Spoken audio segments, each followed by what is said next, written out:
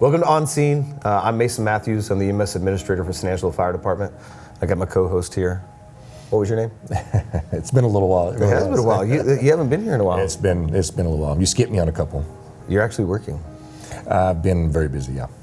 It's been good, yeah. But I'm Joey, Joey Huffman. Joey Thank Huffman. you. Yeah. What's your role at San Angelo Fire? Right now, I am the captain out at Station 5 on C shift. Awesome. So. Awesome. We have some guests with us. Absolutely. Today. Glad to have them today. One returning guest, right, and a new guest. So with me today, we have Amy Coates. She is the Director of Trauma Services for Shannon Medical Center, and Sergeant Cobey Bradshaw with the Traffic Division at San Angelo Police Department. Yes, sir. I saw you pull up this morning on your motorcycle, and I was really glad that I ride in a fire truck. Look cold. A little frigid this morning. A little frigid. Yeah. I do not envy that. Somebody's got to do it right. Yeah, it's cold. Anyway, well, welcome. So our topic today, right? The reason we have the group that we have is we want to talk about an incident. Well, you tell them. What are we talking about today? Man, we have noticed a rising trend, and it's it's posing a danger to our citizens, and we want to bring it to the attention of the community. And that is what we call in the fire department, I believe maybe at Shannon and PD as well, is car versus pedestrian. Mm-hmm. And we have just had we've just noticed an increase in the number of people getting hit by cars, yeah. And it's something that we want to address on both sides, those that are driving and those that are in the street. And I think it's an important subject, and our goal with all of these sessions is to keep our community safe. So, when you said it's happening, one of the things when I started, this is something we've been talking about for a while, talking about with Shannon, MPD, about wanting to do an episode on this. I started running some numbers, San Angelo Fire Department side, and something like 50 to 60 a year, right? Which comes out to 4 to 5, 6 a month. That's a lot. And that's a lot. And obviously, we're showing up on scene, right? PD's showing up on scene. We're doing our role, they're doing their role, and then the patient's ending up at the hospital. And a lot of times these outcomes are bad, right? I don't know if you want to speak to that, but they're obviously the weight that we're talking about with a vehicle versus human body does not yield a good outcome. There's not one age group that's affected more than other. It's anybody that's in the street. Where cars are going, right? And we're just seeing a lot of them, and it's too much. So we wanted to do an episode on this and talk about some do's and don'ts, some safe practices, some laws, right, that affect our drivers and the people that are walking and or on a bike. But it's definitely something that's we've seen an increase in. So let's talk about it. Let's talk about why is this happening. And so what, from the police side, is there anything that you can point out and go, oh man, I'm seeing a lot of these. I don't think there's one specific thing. I think the knowledge of the laws and maybe a little bit of preventative awareness is what's going to help the public maybe try to foresee. The biggest thing in traffic safety we want people to understand is try to see things unfold before they unfold, right? Try to think ahead a little bit. In my line of work, riding a motorcycle, you have to do that or you pay severely, and it's really no different than pedestrians. You have to do the same thing. Biggest thing I want to stress is the simplistic laws, crossing at intersections, crossing where there's crosswalks, and things of that nature. We've seen a rise in crosswalk pedestrian accidents where they're making left-hand turns, and the main reason is because you'll have traffic that's flowing one way. That driver is paying attention to traffic, not to what's on the other side of that traffic. Right. Everything's about timing. So they're not going to see that pedestrian enter the roadway, especially if they're on the same side and they're coming from the same side. They make that left turn, and as soon as they get across the bow of that vehicle, there's a pedestrian there, and there's not much. Especially in the downtown area, lots of motorized wheelchairs, people in wheelchairs, and things of that nature. So you have to obey the crosswalks, but however, they're granted protections, but if they're in a crosswalk, doesn't necessarily give them the right of way. Okay, that means that if traffic has a green light, your signal says go, you can go. You just got to remember that not all crosswalks have a traffic control device to tell you when to walk. Right. You have to be going with the flow of traffic, so you have to pay attention to that green or red light. Well, and I think everybody kind of feels, and I have to say, personally, I felt this way too. I'm in a vehicle. Okay, I'm driving on a street that's built for a vehicle or made for a vehicle, right? So I'm thinking, well, this is the street. This is for my car, right? And I'm driving. And then you have the pedestrian, right? They're at a crosswalk. Well, this is my crosswalk. I mean that I think that's what a lot of the times is happening there is I think I'm right, Yes, essentially, it's like the old wise tale, pedestrian's always right. That's not the case, okay? The pedestrian has a obligation in state law to cross in the correct manner at the crossing points or at the intersections. I highly discourage people to cross in the middle of a block, even if the street's long. Absolutely. One thing to keep in mind, Texas considers bicycles vehicles. Okay, so they have to travel with the flow of traffic. We have a lot more bike lanes now. Correct. All over town. Correct. Pedestrians are opposite. Pedestrians have to go against the flow of traffic. They want you to be able to see those vehicles coming. Headphones and things of that nature are a big issue where you're not really paying attention. And one thing I want people to understand too is people's perception, they think they can estimate what the speed of a vehicle is, right? You see that vehicle coming, you think you have enough time. The sense of urgency to get across the street maybe is not so high. I'll give you an example. At 40 miles an hour, a vehicle can travel at 60 feet in 1 second, okay? Now, if you want to compare that to about a Major League Baseball mound to home plate, okay? That's how far a vehicle can travel at 40 miles an hour in 1 second. And you have to be able to calculate that in your head before you enter that roadway. Stay patient. Roadways like Bryant and things of that nature definitely want you to use the major crosswalks, not just the crossing roads. Now, at an intersection, there's nothing that prohibits you from crossing. It's just safer to do so in those protected areas where you see those big white lines. Absolutely. Man, the police department's good at math. They're pretty good. With firefighters, we can't even count. He mentioned, that it's hard to estimate the speed of the vehicle.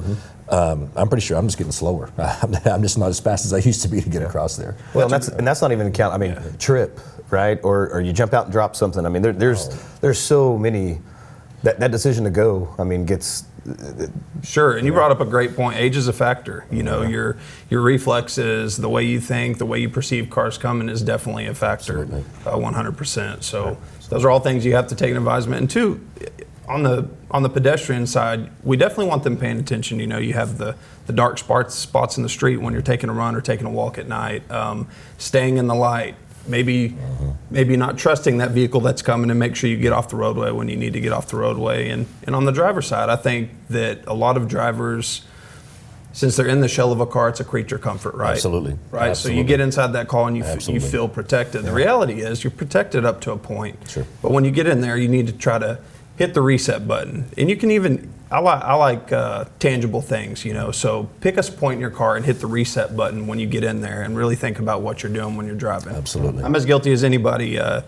These days, motor vehicles are used for so many things. So the things you want to remember is hit that reset button. Think about what you're doing. Vehicles are just like opening doors now. People get in the vehicle. Sometimes I wonder how I got places. Absolutely. I'm like, I really wasn't thinking about what I was driving. Absolutely. Kids in the car, all the distractions. You've got these big infotainment systems inside the vehicles. And those are the things you kind of want to cut down as much as you can as far as the distractions go. I have, my wife and I, we have 5 children.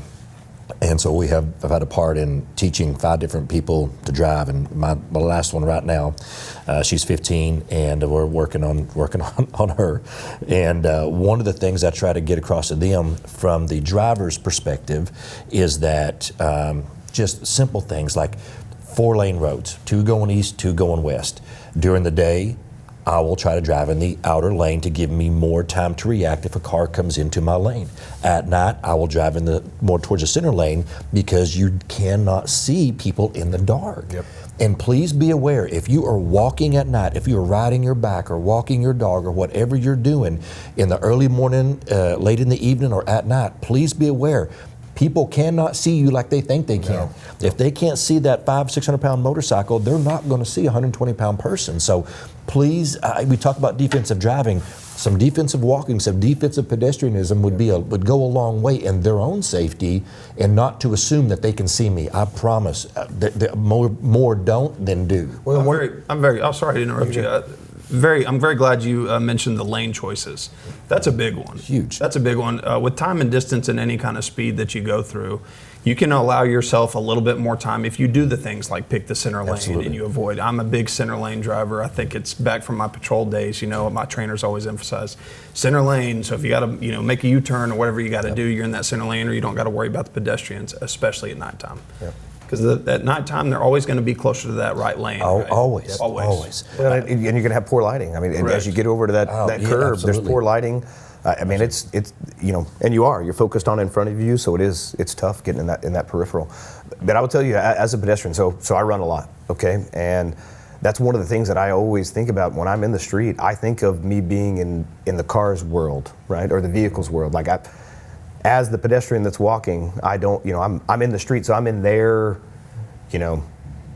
I think that's some, you said pedestrianism, that's some defensive pedestrian. Like I know I'm in there's going to be vehicles driving on the street, right, and now I'm in that street, and you need to be yielding to them and thinking, okay, how are they thinking? Yeah, I mean, absolutely. And it really needs to be done the other way around too. I mean, when you're in the vehicle and you're in the street, I don't think you're not in a runner's brain or a walker's brain and thinking the way they are. I mean, that's really where these two worlds collide.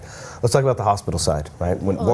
Even on what you're talking about, so stuff that our team has talked about is ways that we can help with injury prevention specific to runners and walkers, and we've even been talking with our groups on what are things we can purchase that can be distributed to people in the community, like reflective gear, reflective wear. So that's something we're even specifically seeing where we can help to help prevent some of those injuries. We were talking a while ago, about lights, headlights and things like that, and I was talking about how goofy they can look, but man, I'm going to tell you, and if you've ever been driving at night, man, it's the only seeing thing it, you're like, ooh, ooh, there's a light, ooh, I can see that. The only thing you see, does, it matters. It really does. And I want to tell some reflective stuff. That stuff's goofy. This stuff's goofy. They made us go to this. I think it's cool. Yeah, well, I'm glad you do. A lot of guys don't. I think a lot of people are pretty hesitant, old school motor style, but it does cut down for us, and they do see us. They do see the bright yellow. Yeah. Well, on our fire gear, we have a specific amount of reflective tape on it, and even that's not enough for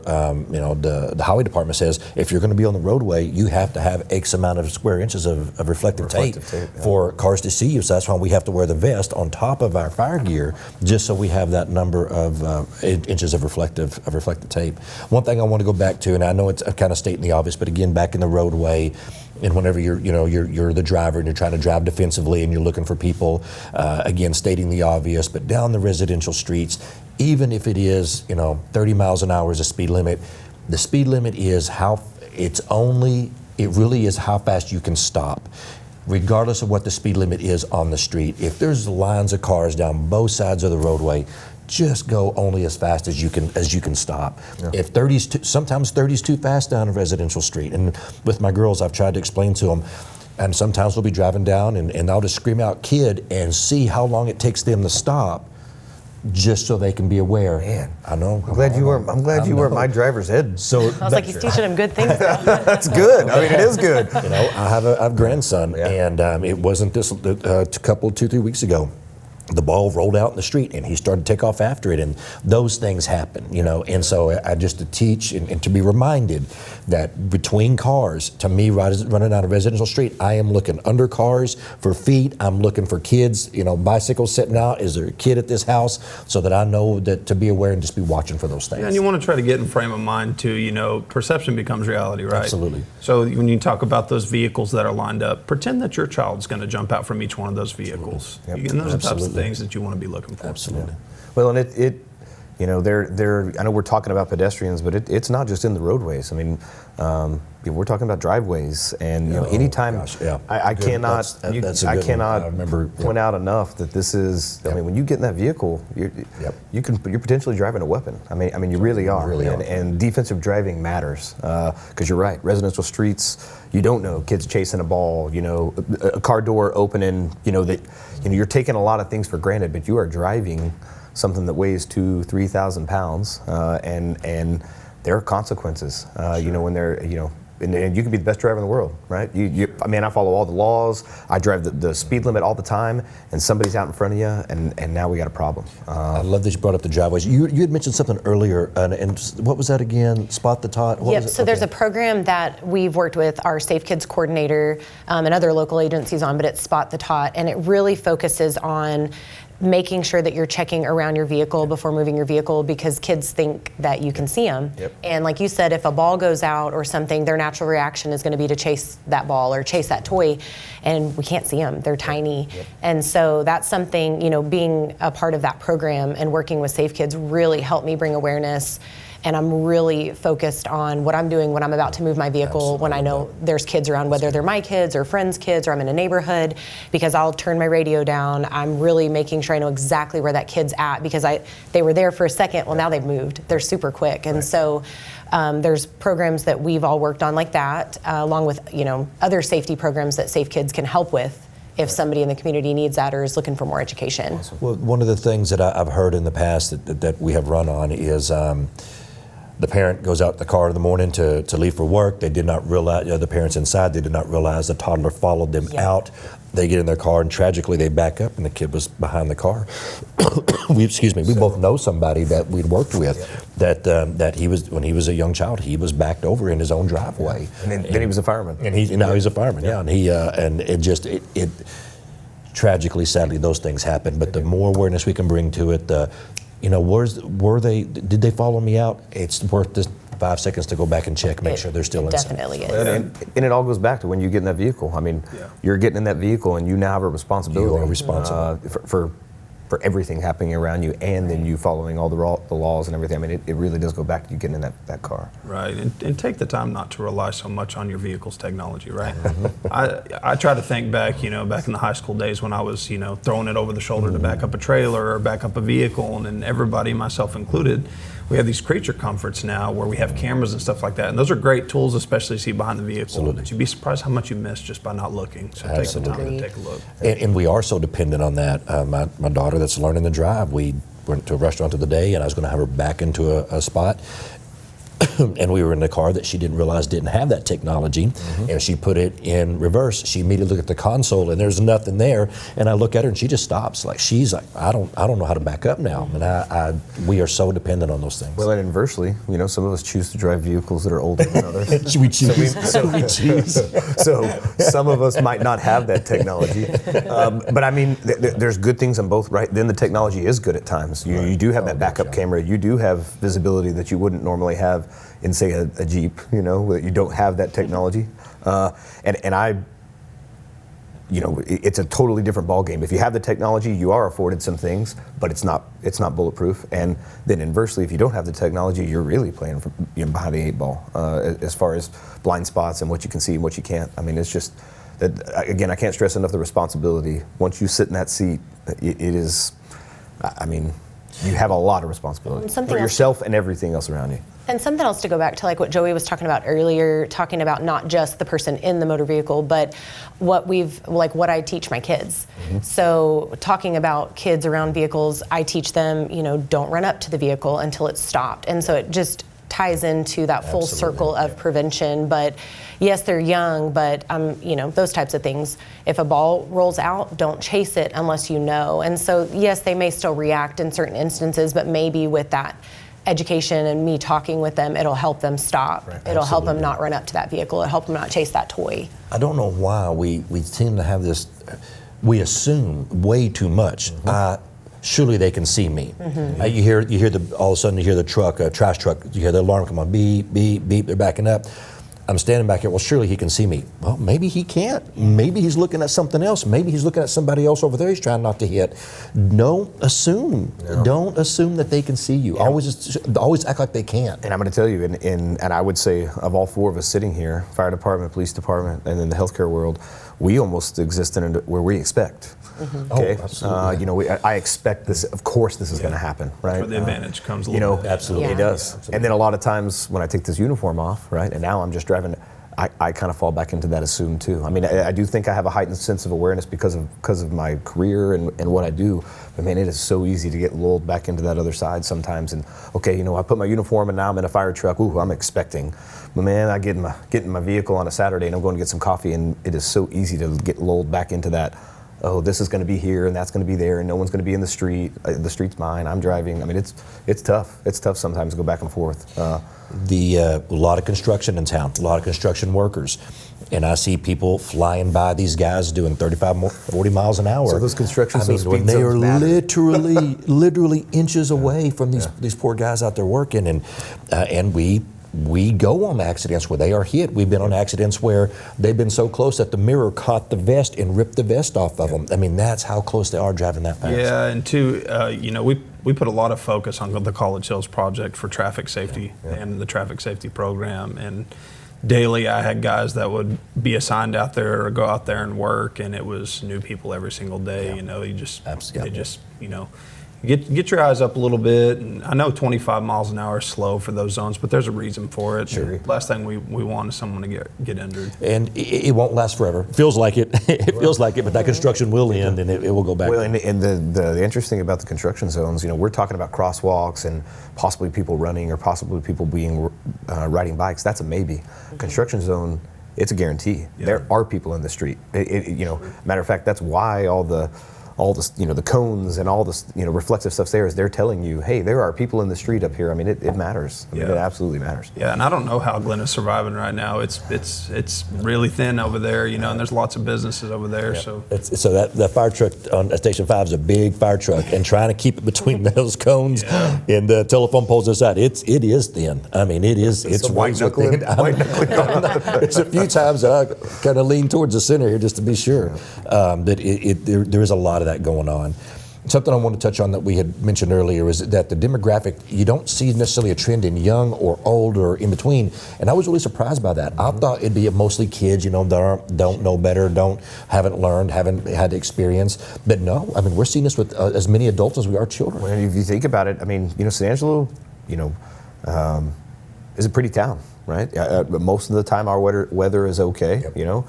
So people are outside. We've got a whole downtown area down here that's nice, and people want to walk. Then you have school zones and people doing. So I don't. There's just a pretty wide array of people that are pedestrians for a bunch of different reasons. So I don't. No, it's not one demographic more than the other. But I mean, you want to talk about when there's an actual accident that's vehicle versus pedestrian. You want to talk about lives changing forever, right? I mean, imagine, and when I started driving, my parents talked to me about, this is what could happen. And you start kind of visualizing, oh my gosh, that would be so bad. As the driver, right, your life's changed forever. I mean, if you do hit someone, and they're, injured and they have lasting injuries or they don't survive, I mean, you now have that on you for a very long time. Inversely, the person that's hit, right, then their family and it's just, we're talking about shattering lives forever in an instant, and it may not even be anybody doing anything ultimately wrong. It's just an awareness thing. That's a good point too. I can't tell you how many times where the driver will be in the right, right, and they hit a pedestrian. Sure, and those things start flowing in their mind. Did I cause this? Whatever. Now, sometimes there's nothing you can do about it. But if you take a little bit of preventative measure and try to let things unfold in your mind before they unfold, mainly when you're approaching those intersections, right? Sure, you can have pedestrian in the middle of the block. You could have pedestrian anywhere. But most of the time, in my experience, they are crossing where they're supposed to be crossing. Just may not be at the right time, or they may have not estimated it correctly. So try to just pretend like somebody may be there, and that may help out. It goes back to that expectant. I mean, when you're coming up to a crosswalk, you need to expect, it's a crosswalk, that's where people cross, it could be happening. And it's not just, I got a green light, I'm good. Right. That's the problem. Absolutely. That's where the defensive driving comes in, Well, just to reiterate one more time, where I think I see so many of these, and it's usually low impact, but it doesn't matter. You got a 2,000-pound car hitting a 120, 150-pound person, there's damage. Yes. And I know if it's a young child, the damage is different than if it's a taller person, but there's still a tremendous amount of trauma. And when somebody is at a stoplight and they're turning right and they're looking left and somebody's walking across the other crosswalk, that's what we see, because they're looking for traffic and not for people. Yeah, and when that happens, you're at more risk to get drug underneath the vehicle because it's slow speed, and so the momentum's not going to push you up, it's going to push you down. And personally, this happened not long ago. I'm downtown. Me and Sergeant Bradshaw were talking this a while ago. And I've got my daughter with me, and she's watching the crosswalk. She knows walk up to the crosswalk. I press the button. It says wait, right? And she's waiting, and then she gets the walk sign, and bam, she's out in the street. And you look, and there is a vehicle that's going right on red, or going left with a green light, right? And I got a green. Well, they have a green too, And that's the issue. Is you're right. Both people. Man, they're attempting to follow the law and do it the right way, but that does not mean that you're safe, And that's where, I mean, it's just awareness. My dad was a fireman for over 30 years, and one thing he told us: a red light or a stop sign doesn't stop anybody. No. That's right.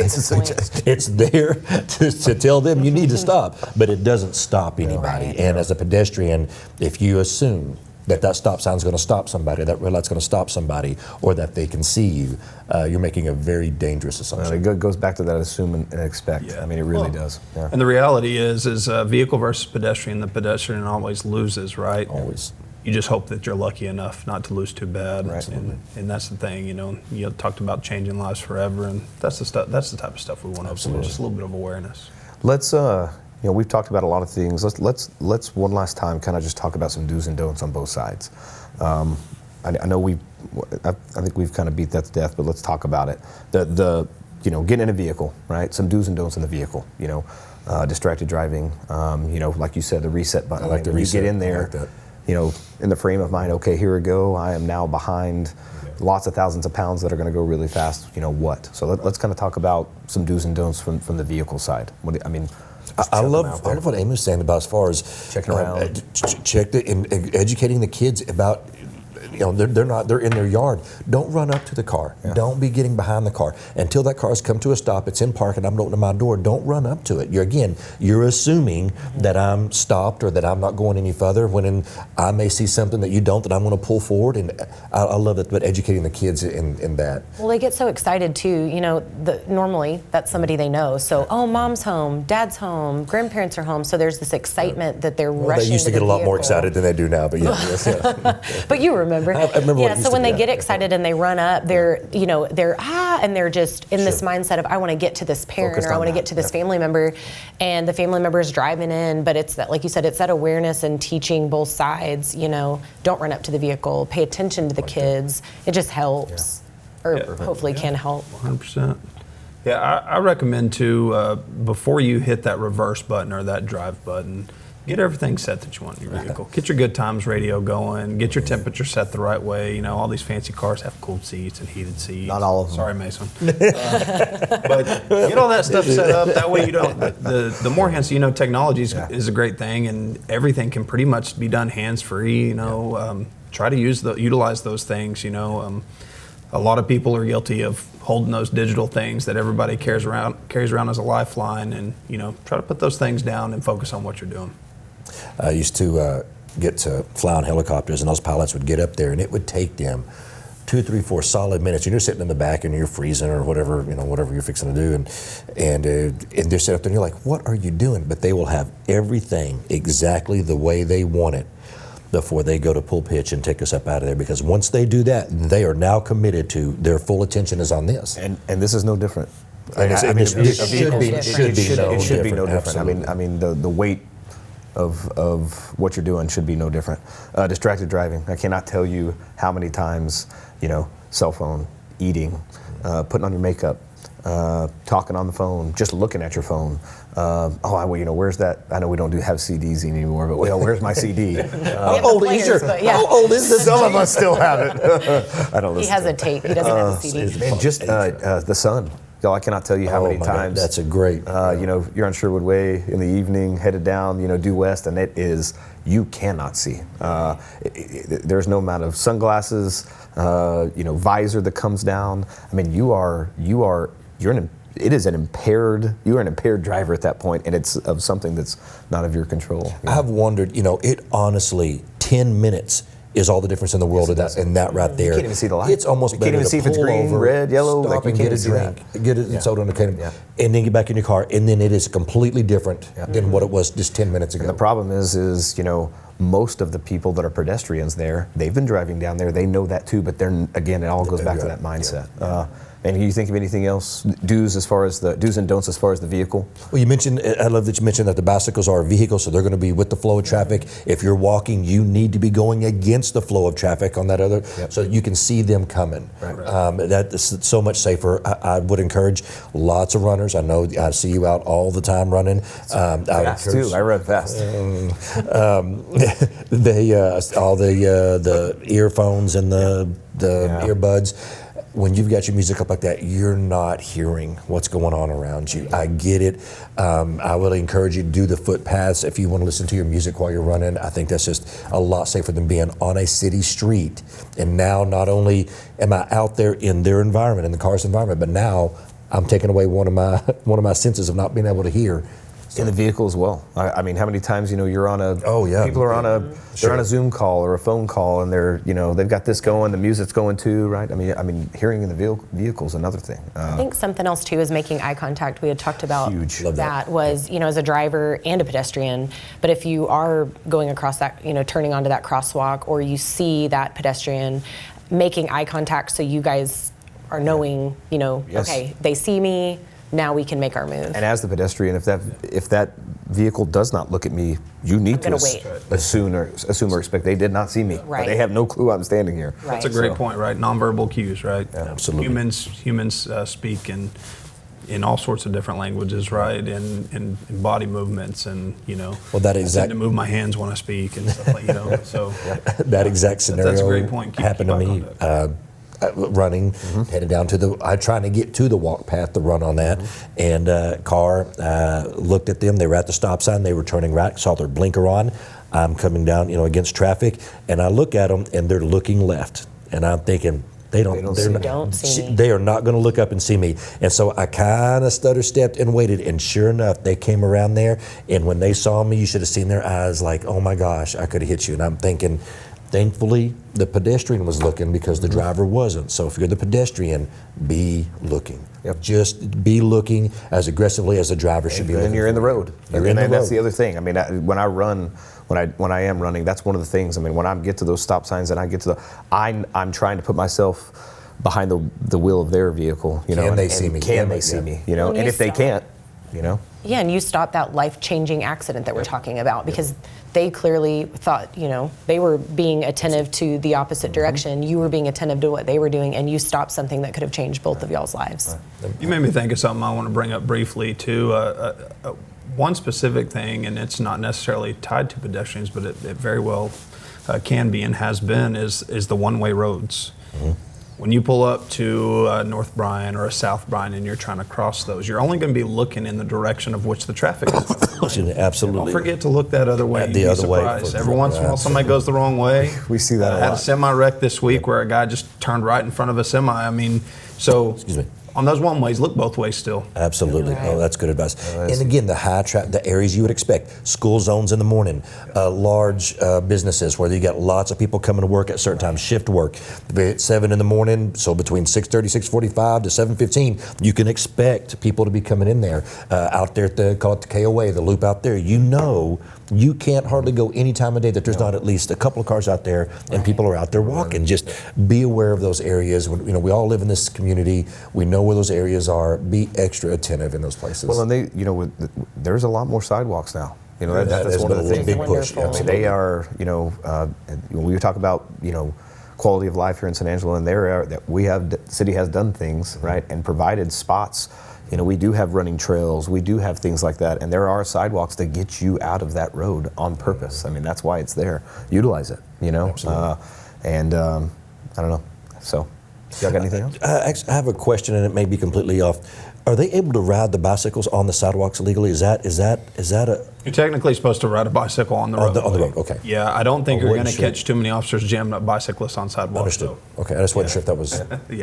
Yeah, because they're considered vehicles, they're supposed to be on the roadway. But like I said, you don't see as many kids riding bicycles these days, but you do still see them. And like you said earlier, be aware of your parks and your school zones and stuff like that in the areas that you live. That's very important. You're out there, you're at an event, you're out there by the park, and you see the ice cream truck. Man, some kids coming. I'm telling you, some kids going to be running out there. Be aware. So, good deal. Well, I want to thank y'all for being here. It's a pretty good episode. Hopefully, hopefully you got some information out, and hopefully, I hope so. If anything, that this is check for everybody, motorists and pedestrians. Go, that's something I need to think about. I need some reflective clothing. I need some lights, or man, I really need to think. I need to hit that restart. That reset every time I get in my vehicle. So, Or to be training your kids, don't run up to the cars. Yeah, and if anybody wanted more information on Safe Kids or to get a hold of our Safe Kids coordinator, they can email trauma@shannonhealth.org, and we can get them connected with her for whatever type of safety that they're looking for, safety education. And same the other side. You got any questions? I mean, you need anything safety related, or even questions on laws. What can I do? What can I do? Please reach out to San Angelo Fire Department and the police department and find that stuff out before you get out there. So, Absolutely. Awesome. Well, we want to thank y'all. Sergeant Bradshaw, thank you. Thanks for having Try me. to stay warm today. Try. All right. Amy, thank you for being here. Thank you for having me. And for On Scene, I'm Mason Matthews. Joey Huffman, We'll see you next time. next time.